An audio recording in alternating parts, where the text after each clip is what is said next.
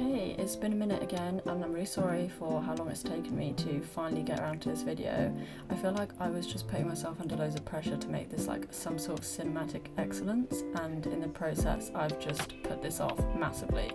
But hey, it doesn't matter, I'm here now and I just wanted to give you a real brief and quick update. If you haven't watched any of my other videos, I'm Steph and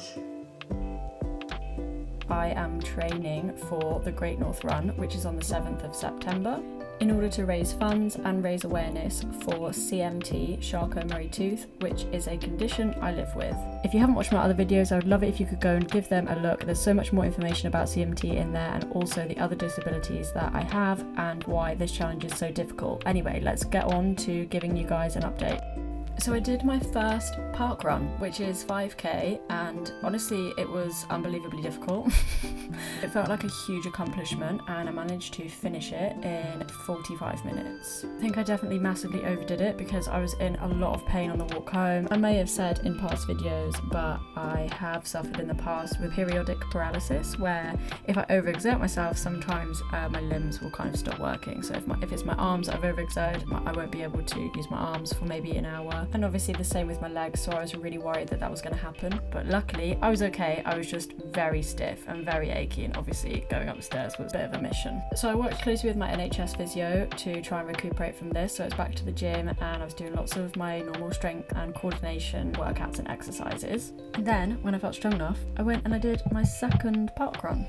Accidentally on the hottest day of the year, but never mind, won't talk about that. I felt really good after that run, and then I got home and the pain in the top of my leg just absolutely killed me, and I'm there just thorough-gunning the F out of the top of my leg.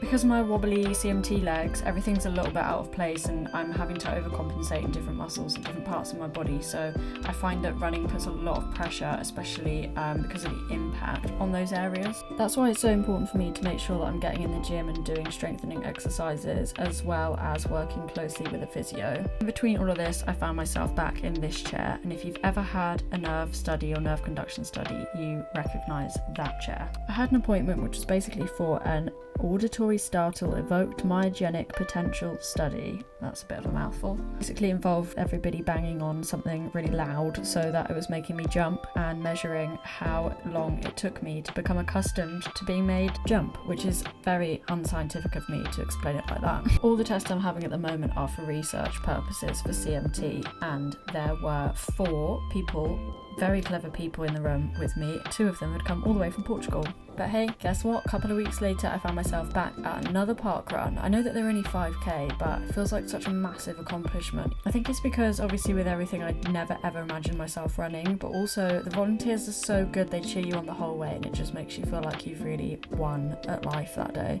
This park run I pretty much ran the whole time, so as you can see I was just not in a good way after, and the walk home was really hard. So I've been adapting my pace and I've managed a 7k, and I'm basically just doing running, walking, and it's working for me so far. So I'm feeling quite positive for the Great North Run, also a little bit crippled with anxiety, but that's okay. So look, I think I'm going to end it here. I would really love it if you could donate to my fundraiser. Every time I get a little donation in, I get a real big boost, and it helps me feel like everything's going to be okay and people are behind me supporting me.